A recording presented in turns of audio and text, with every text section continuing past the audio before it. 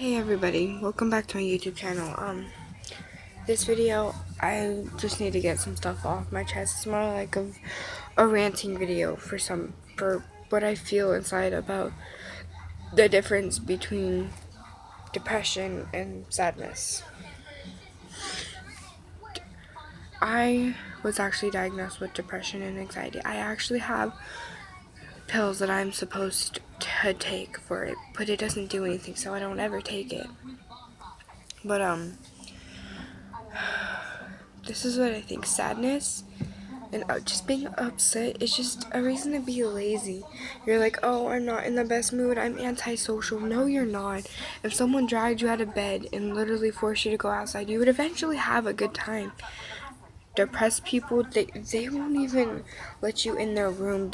They're so antisocial. Being depressed is so antisocial, not wanting to be around anybody. It's just, but then again, at the same time, you want someone there with you, but not in that type where you just want someone to be there to hug you and tell you everything's gonna be okay, and they know it'll be okay, but at the same time you think it's not gonna be okay. They don't live the life you do.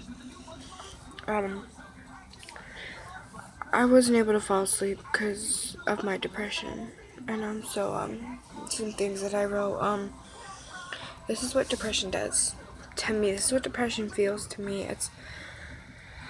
I know people love me, but honestly, that's not how I feel. I feel so alone, and all I can think about is self-harm and suicide, and I think about it.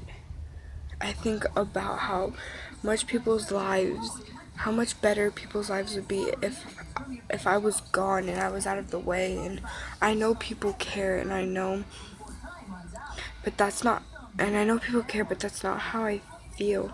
Most days, it's a struggle not to think about these things. When I used to self-harm, it gave me some sort of relief. Believe it or not, it was like I was addicted to the pain in a way.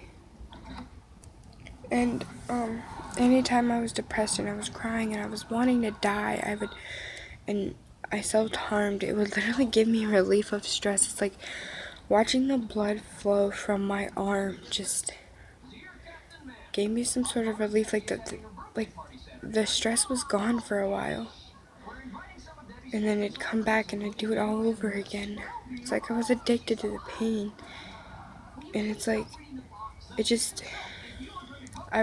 and now I imagine the scars on my arm, and I want to do it again because there's so much bundling up inside that I can't tell people about, that that people who actually have depression can't talk about. No one understood or cared, really, until I actually told them. No one even noticed I was depressed until I actually said something, because I didn't want to feel like this anymore, but I still do. The only reason I haven't self-harmed anymore is because of my girlfriend, Megan Seltzer. She made me promise to never do it again, and I threw away anything I could get into hand's reach besides kitchen knives and scissors. And I can't talk to my parents about anything because all they believe is that it's Megan's fault, the reason I'm depressed, when honestly she's the one who made me stop in the first place. No one understands. And that's what I'm trying to say, is that if you've actually been diagnosed with depression, you've actually, not even diagnosed, if you've self-harmed, attempted suicide, or you felt like every day was a struggle, like you were so antisocial, you didn't want to eat, or you couldn't sleep, and all you thought about was hurting and whatnot, and that's actual depression. Sadness is just a way to be lazy. And that's my opinion of it all. Bye, everybody. Thanks for letting me rant.